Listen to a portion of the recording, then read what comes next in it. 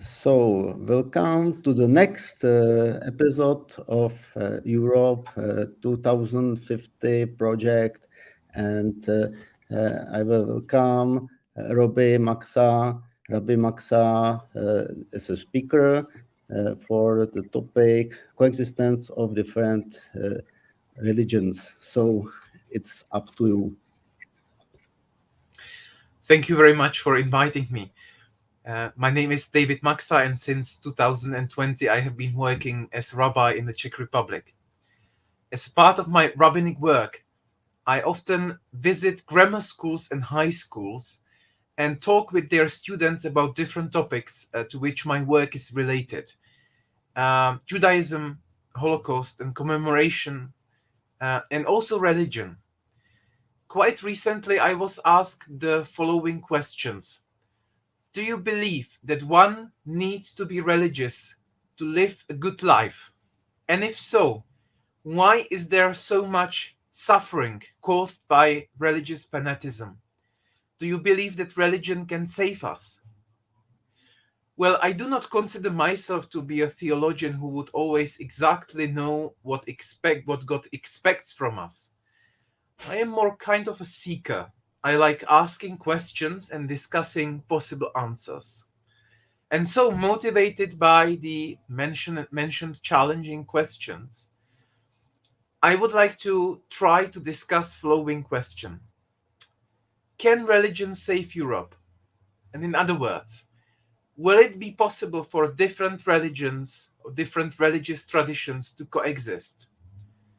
Will this coexistence have a possible impact on the European society and positive impact on the European society? What can we do to make it happen? As I am influenced by my own religious tradition, I will try to ponder these questions from my perspective and with the help of my own religious vocabulary. Um, and it is up to you to decide if you find it relevant, and if so, to find your own conclusions from it, to derive your own conclusions from it. First of all, I want to say that my lecture is not intended to be any kind of religious propaganda. Although I am deeply rooted in my religious tradition and I appreciate moral and spiritual guidance that it gives to me, I deeply appreciate people of different religious and philosophical beliefs, including atheists. As a matter of fact, I have a great appreciation for atheists. An old Jewish story says that once a young disciple came to his rabbinic teacher and asked, "Do you believe that God created everything for a purpose?" The rabbi said, "I do." The disciple told him, "Well, why did God create atheists then?" The rabbi paused before giving an answer and then said, "Sometimes we who believe too much. We see cruelty, the suffering, the injustice in the world, and think that all of this is the will of God. We accept what we should not accept. That is why God sent us atheists." And I do believe that the fact that secularism and science brought the ability to challenge religious beliefs is absolutely crucial and very healthy.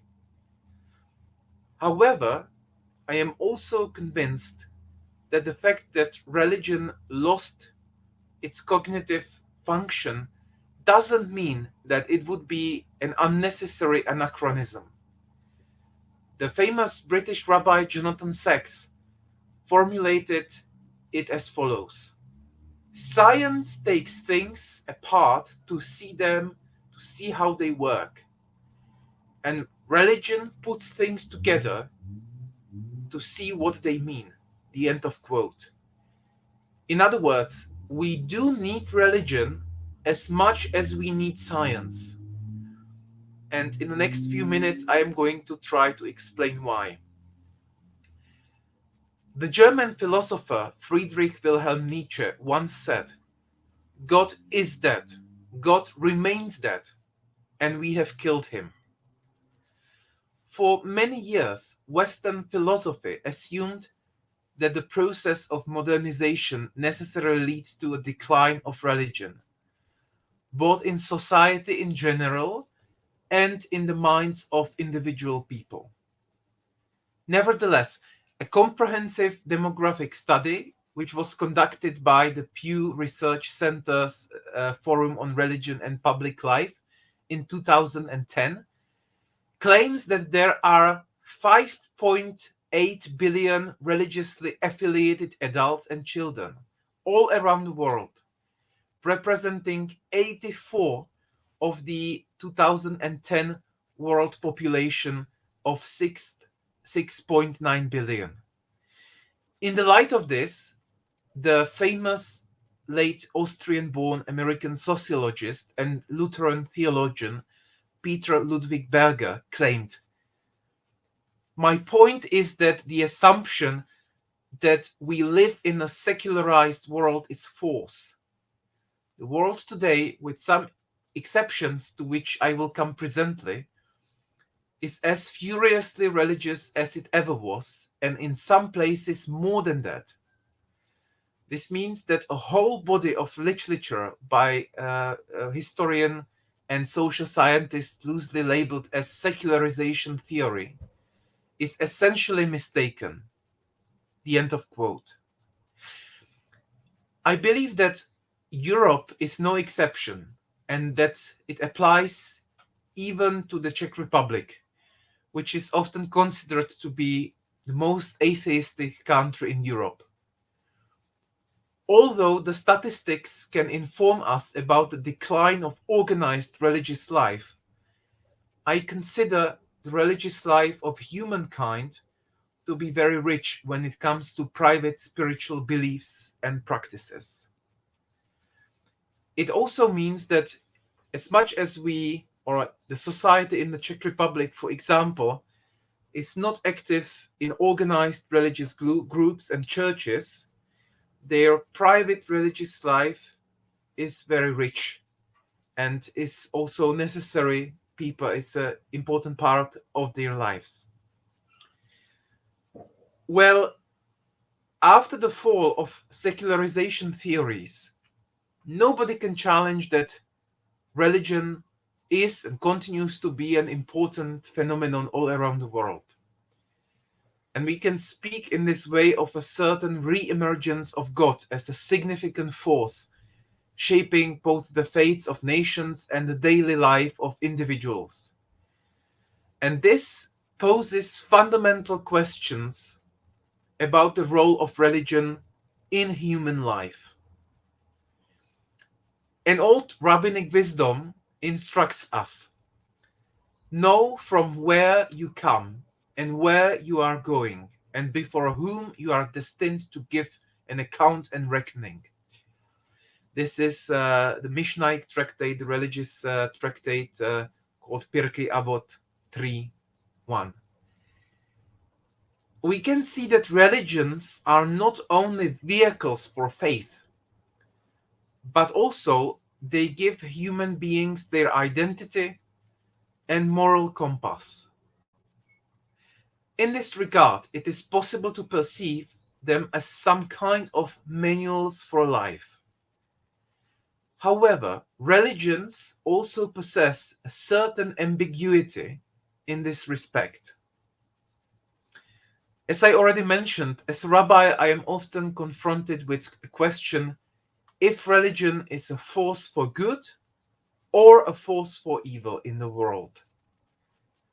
Can religion help to change the world for the better, or is it a dangerous phenomenon which needs to be removed from public life? This ambiguity of holy scriptures is probably the best example of the complexity of this issue. I will use the Hebrew Bible as a model case. We know that all monotheistic Abrahamic religions, they have their own scriptures. When it comes to Christianity, the Bible. when it comes to Islam, Quran, and also when it comes to Jewish tradition, something what we call Tanakh, which Christian tradition calls the Old Testament. In the Jewish tradition, it's called Tanakh, or the Hebrew Bible. Well, confronting and pondering these issues, the British evolutionary biologist Richard Dawkins once wrote, "Religion is capable of driving people to such dangerous folly that faith seems to me to qualify as a kind of mental illness." Why did he write such a harsh statement? Well, if we look at the Bible from this dark perspective, we definitely find terrible things. The book of Exodus, for example, claims God is a man of war. This is in Exodus chapter 15. God, who is often portrayed as a merciful father, is a warrior here. And we are shocked by the harshness of God's demand to punish the Amalekites, one group of people which was known for attacking the people of Israel as they were escaping from Egypt. And the Bible says, "Now go and strike Amalek and devote to destruction of all that they have. Do not spare them, but kill both men and women, child and infant, ox and sheep, camel and donkey." This is the first book of Samuel 15:3. And the cruelest statement of the Bible can be probably found in the book of Psalms. "Happy is he who repays you for what you have done to us, he who seizes your infants and dashes them against the rocks." This is Psalm 139. Well, when we see and when we read these statements, these cruel statements, no wonder that we wonder if the religion might be a force for good in the world. But on the other hand, if we turn a few pages in the Bible, we find great ideas which have shaped the basic moral values of humankind for centuries. In the book of Exodus, for example, God says, "You shall not wrong a stranger or oppress him." This is Exodus 22. In the book of Deuteronomy, we read another claim of God. "Justice, justice you shall pursue." This is Deuteronomy chapter 16. And the prophet Micah says, "And what does the Eternal require of you? To act justly and to love mercy and to walk humbly with your God." This is Micah chapter 6. And finally, let us not forget about the pivotal role of the Ten Commandments in both Jewish and Christian tradition. Considering the core message of these statements, we would tend to say that the voice of religion must be identical with the voice of morality. Well, I personally take a view that any religion is neither perfectly good nor utterly evil. That there is basically possibility for both. All religious systems contain a great amount of ambiguity when it comes to the dichotomy between morality, ethics, mercy on one side, and violence, fundamentalism, extremism, and xenophobia on the other. The same religion can easily motivate us to love, to help, to heal, as much as to hate, to harm, and to kill. Regarding the negative aspect of religion, I strongly believe that one of the biggest challenges is that no religion is immune against the threat of fundamentalism and demonization of those who do not comply with its worldview. It was the English playwright and poet William Shakespeare who once said, "The devil can cite scriptures for his purpose. The end of quote. And in this context, the Israeli educator Rabbi Daniel Hartman talks about religion's autoimmune disease, which he characterizes as the illness. So as follows: the nature of monotheism's autoimmune disease is that God's presence and the human desire, religious desire to live in a relationship with God, often distracts religion's adherents from their tradition's core moral truths. Such a presence can so consume our field of vision that we see nothing other than God, a recipe for ethical bankruptcy. Can lead to chooseness that encourage self-aggrandizing reflexivity, transforming us into people who see only ourselves. Or can cause us to see scripture as morally perfect, despite the failures embedded within it, thereby sanctifying the morally profane. The end of quote. Nevertheless, I dare to say not only that a well-understood religion is able to play an important role in solving the above-mentioned problems, but even that its role is irreplaceable in this sense. That their role is irreplaceable in this sense. There is an entire spectrum of urgent problems which Europe has to face, such as terrorism, migration and refugee crisis, the rise of political extremism, xenophobia, racism, consumerism, extreme individualism, and so on. Also, these are problems which are possibly not so visible, but we can also mention loneliness as a growing problem in many societies, loneliness of old people who are not part of any communities. And I believe that these problems have something in common, as they are accompanied by the inability to see the other human being. And I firmly believe that religious systems have the ability to offer tools to address this problem. A famous Talmudic story tells about a man who was wondering about conversion to Judaism. However, he would accept Judaism only if a rabbi could teach him the whole Torah, while the prospective convert would stood on one foot.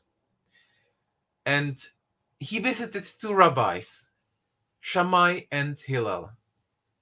Shammai rejected him, basically claiming that the religious tradition, Jewish religious tradition, and possibly religious traditions in general are so complicated that this is a disgrace to want such a thing. But Hillel, the second rabbi, told him one simple and short statement: what is hateful to you, do not do to your neighbor. That is the whole Torah. The rest is commentary. Go and study it. And this idea is known, for example, in Christianity as the Golden Rule. And we can find it, for example, in the Gospel of Matthew. Do to others what you want them to do to you. This is the meaning of the law of Moses and the tradition, and the teaching of prophets. This is Matthew 7:12. Both of the statements are actually based on a well-known Torah verse: love your neighbor as yourself. This we can find in Leviticus chapter 19, verse 18. This religious commandment could be summed up in one word: empathy. The power of empathy is, in my opinion, what religion can crucially give to humanity, not only in present-day Europe. As my teacher Rabbi Tovia Ben Chorin once said, we reach God through the people we live with, through our fellow human beings, through the relationship with divine sparks that are hidden in other people. We find relationship to the beginning of creation, to the Creator. So this basically presents us an important phase of religion, a force that can motivate us to be in touch with other people, to be interested in them, to have a sincere interest in their well-being, and so on. But the question is, how can religion boost the capacity of empathy among people? And I'm convinced that different religious systems in Europe must start with themselves. It is not enough to ask if religion can save Europe, but if Europe can save religion. It is not enough to ask if God can save human beings, but also reciprocally, if human beings can safeguard God. And I think there are 4 points that can summarize what the adherents of religious systems should achieve in this regard, and that points are always connected with what the society as a whole should take into consideration. And also there is one more point which is connected to education, which is an important part of this whole endeavor. So firstly, the motto of Rabbi Abraham Geiger, an important leading figure of the Jewish Enlightenment of the 19th century, and one of the founding fathers of progressive Judaism. This is the stream of Jewish tradition with which I identify myself. So this motto was through knowledge to faith. In other words, reflected religious faith can live with the realities of research and also has to live out of them. It must be able to bear criticism. This basically means, and we can bring really one practical example, that if we have religious education at school or philosophical education at school, and then we have, for example, biology, that sometimes the students are presented with different views in these subjects. So even in religious institutions, the thing is that in religious education we can, for example, see the traditional model of the creation theory, which means that the world was created in 7 days. And then the students have their biology class, and they are confronted with another view, which is based on evolution. And the question is that even religious systems should be able to critically address these issues and to explain the difference and to try to harmonize both scientific and religious reality. This is an absolute must. So secondly, religious faith must be able to coexist with other religious and philosophical systems, and not just coexist, but also appreciate them.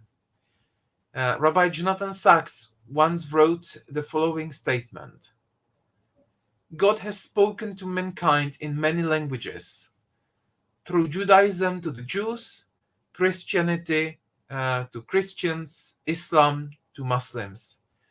God is the God of all humanity, but no single faith is or should be the faith of all humanity.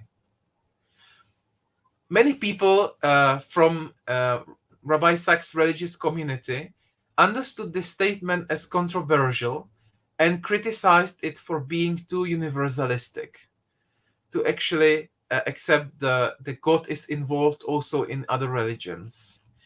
But I must say I fully identify myself with it. While religious faiths must preserve their particular character, which protects their integrity, and it is not possible to combine, in my opinion, to combine various religious faiths. This is not the answer. They have their integrity, and this gives a very powerful system and very important source of truths and important guidelines to their adherents. But these traditions must be able to think universally in order to be able to coexist with each other. The German poet, novelist, and playwright Johann Wolfgang von Goethe once wrote it very aptly: tolerance should really be a passing attitude. It should lead to appreciation. Thirdly, in order to achieve this, European states must be able to promote sufficient opportunities for interfaith and intercultural dialogue between Christians, Muslims, Jews, members of other religions, and people of non-religious philosophies of life. From my own experience gained through a number of interfaith meetings and discussions, it is not enough just to come together and politely discuss what we have in common, which is often the case in case of people who are attending such meetings. It is necessary to create a real bond based on mutual understanding, thanks to which we will gain the ability to speak honestly, even about what divides us. This mutual sincerity is the right way to diversity. And I would like to also bring an example of such a successful project, which can be, for example, the project of House of One that we can find in Berlin. House of One is actually a building which is planned to exist, to be built in Berlin. And this will be a home to the holy places for three monotheistic religions, for Judaism, Christianity, and Islam. Under one roof, they will be able to meet there. There will be separated church, synagogue, and also mosque. But the people will have the opportunity, the visitors will have the opportunity to meet in one central space, and be able to, have friendships among each other and so on. This is, I think, a very, very good project that can bring a lot of people together, and then that can boost the mutual understanding. Other very good example can be, for example, the interfaith dialogue in different contexts. So, for example, here in the Czech Republic, I am involved in such an interfaith group with a pastor and also a Muslim. And it's very good to discuss not only big questions, but also, for example, such daily life issues like the food. And I remember that that was one of the most successful discussions we had, and it simply leads to better mutual understanding and so on. So there should be definitely enough opportunities provided for such an exchange. Fourthly, I believe that religious systems, this is the task for religious systems themselves, must be able to reflect the real problems of the society. By this, I mean developing the ability to inspire people to act morally, to be involved in different charity projects, and so on. And we can see great example now in the role of churches and religious societies in helping the refugees and so on. And I believe that they should also develop the ability to criticize extremism, intolerance, and so on, and violence. And the fifth point, this is the role of religion at school. So I believe that in the Czech Republic, for example, religious education still doesn't play such an important role at schools. I believe that there were times that religious education was not understood to be such an integral part of education, and even now we feel the lack of it. I think that it is very important that the students are confronted with religious and other philosophical beliefs and ideas, even if they don't feel to be a part of it, just that they develop, they respect diversity and so on. I remember from my own school education that religious and religiously thinking people were often considered to be weird or strange, and often that they were jokes made about them. And I believe that a good education at grammar schools and high schools can certainly prevent such unfortunate situations. I believe that the students should be led to understand the diversity of different faith, religious, and philosophical systems, and only by knowledge and by understanding of how these systems work, what are the traditions, they can also learn to appreciate them, which would be very important. And I remember that myself as a student, I would very much appreciate such a kind of education. I believe that it's certainly very unfortunate that in the 90s it was inherited from our communist past, that these systems, they are of no value, and they should definitely they shouldn't definitely be discussed and so on. So, ladies and gentlemen, um, you may have noticed that rabbis love stories, and I would like to end with this lecture with one. Once Rabbi asked his three disciples how it was recognized that the night was over and the day was beginning. So the first disciple replied, "The day begins when there is so much light that one is able to distinguish one's donkey from the donkey of another person."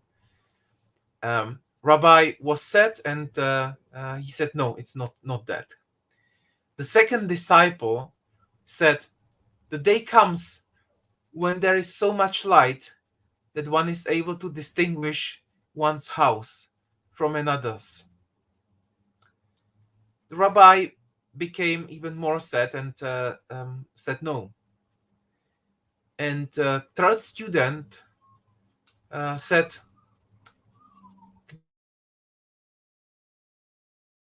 "Day begins when world that one is able to look into another person's face and recognize one's brother in it." And the rabbi rejoiced and, of course, agreed. And I believe that this story illustrates something very important for the future of Europe, not only in 2050. And this is that this Europe that we are developing together and that we are shaping together, and we will be shaping together, should be the Europe of diversity, where we can appreciate each other's different views, religious faiths, or philosophical beliefs. This is the Europe where we should try to see, our friends, our brothers and sisters in the face of other people, no matter what their religious or philosophical systems will be, with mutual respect. And let us hope that it will indeed work. And let us work for that. Thank you very much for your attention.